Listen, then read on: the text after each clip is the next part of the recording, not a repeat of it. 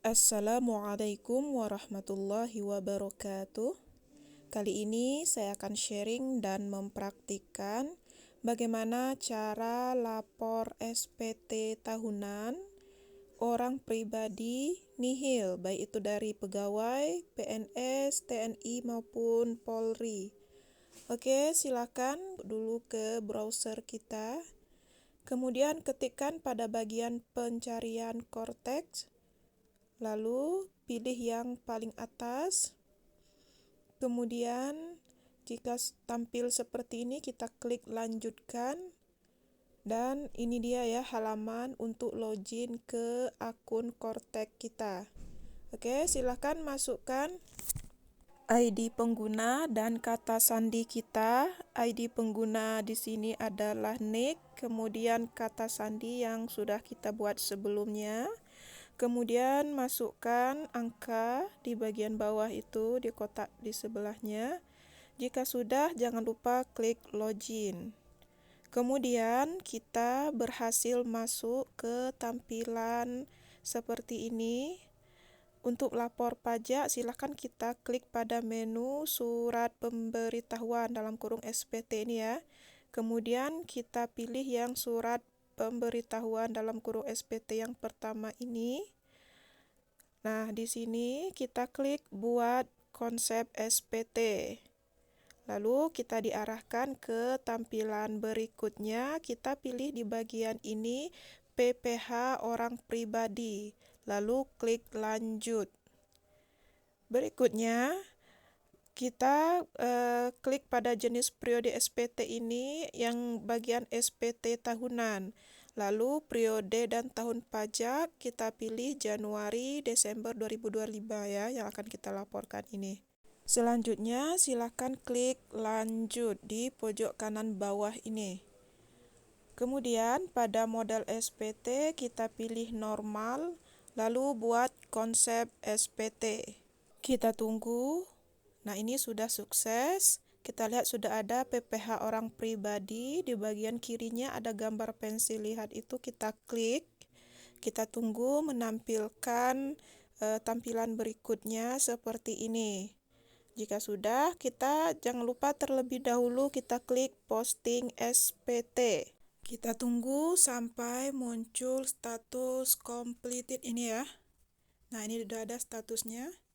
Kemudian berikutnya kita klik pada sumber penghasilan, kita pilih yang pekerjaan. Kita centang kotaknya. Lalu berikutnya silahkan kita scroll ke bawah, kita langsung pada bagian B yang 1A ini kita klik ya, yaitu terkait apakah Anda menerima penghasilan dalam negeri dari pekerjaan. Sedangkan yang lainnya kita klik pada bulatan tidak ya. Lalu berikutnya pada bagian yang C, kita lihat pada penghasilan tidak kena pajak. Silahkan pilih di sini, sesuaikan dengan yang ada di bukti potong kita. Nah, jika sudah kita klik, biasanya di sebelah kanannya itu akan muncul nominal-nominal angkanya. Jika sudah, yang lainnya kita klik bulatan tidak ya, baik itu yang pada bagian 3 maupun yang di nomor 8-nya. Lanjut ke bagian D, kredit pajak. Nah, di bagian ini kita klik ya pada 10A. Apakah terdapat PPH yang telah dipotong atau dipungut oleh pihak lain? Nah, ini ya, sedangkan yang lainnya kita klik tidak. Kemudian lanjut ke bagian yang nomor 13.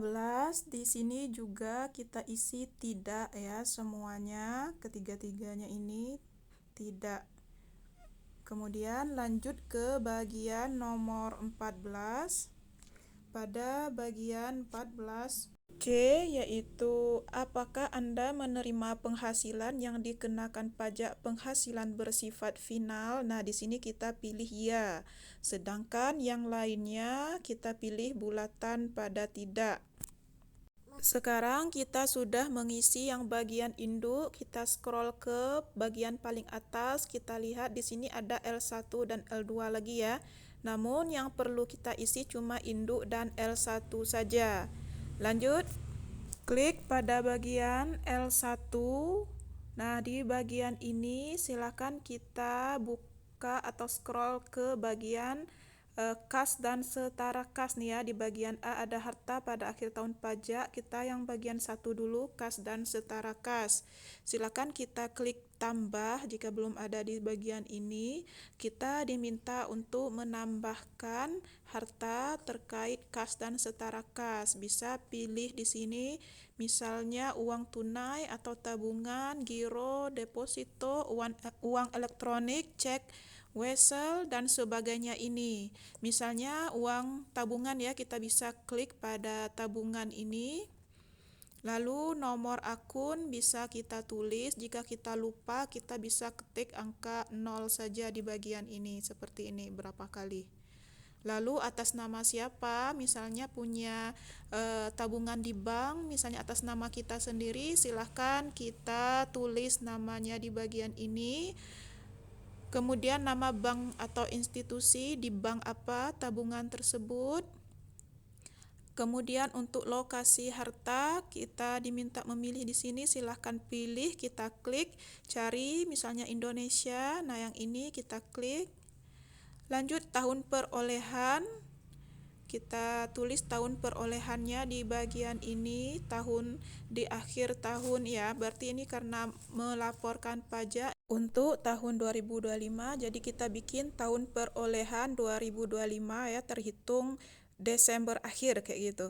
Kemudian saldonya silahkan kita cek saldonya berapa, lalu kita tulis di bagian ini.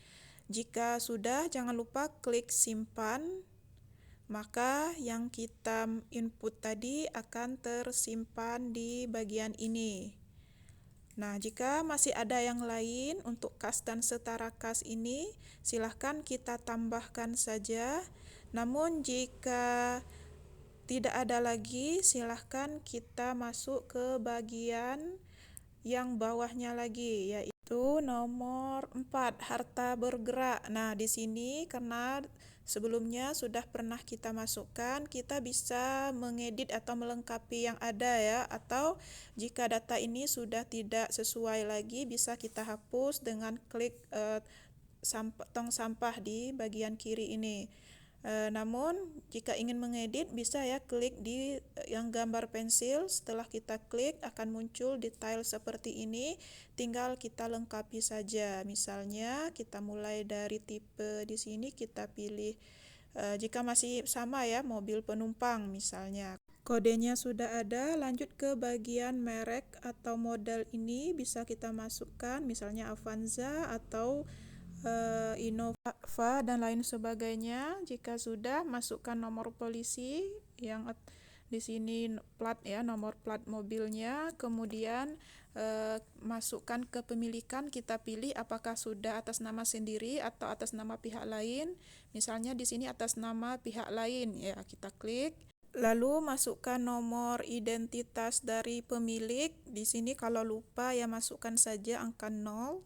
Lanjut ke bagian tahun perolehan, kita masukkan tahun perolehannya. Kita tulis di bagian ini yaitu harga kita beli mobil tersebut. Lanjut di bagian nilai saat ini itu adalah harga jualnya ya. Jika saat ini dijual harganya itu berapa, bisa kita cek di Google gitu. Jika sudah, klik simpan. Ini sudah berhasil untuk mobil tadi. Jika masih ingin menambah atau mengedit yang sudah ada dengan cara yang sama seperti tadi, sekarang kita pilih tipenya, misalnya benar ya, ini sudah sesuai sepeda motor. Lalu merek atau model ini kita bisa tulis, misalnya motor Beat kah atau yang lain, ditulis saja di bagian ini.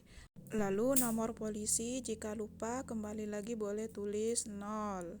Lanjut kepemilikan, silahkan dipilih di sini apakah atas nama pihak lain juga. Jika iya kita klik. Lalu masukkan identitas pemilik, jika kita lupa tulis 0. Begitu juga nama pemilik, jika diharuskan mengisi, kita lupa tulis angka 0. Lalu untuk tahun perolehan, silakan kita tulis. Kemudian harga perolehan yaitu harga kita beli sepeda motor itu. Lalu nilai saat ini, jika sepeda motor itu dijual harganya berapa, kita bisa cek Google seperti tadi ya. Jika sudah, jangan lupa kita klik simpan. Dan ini sudah berhasil ya, kita input data untuk harta bergerak.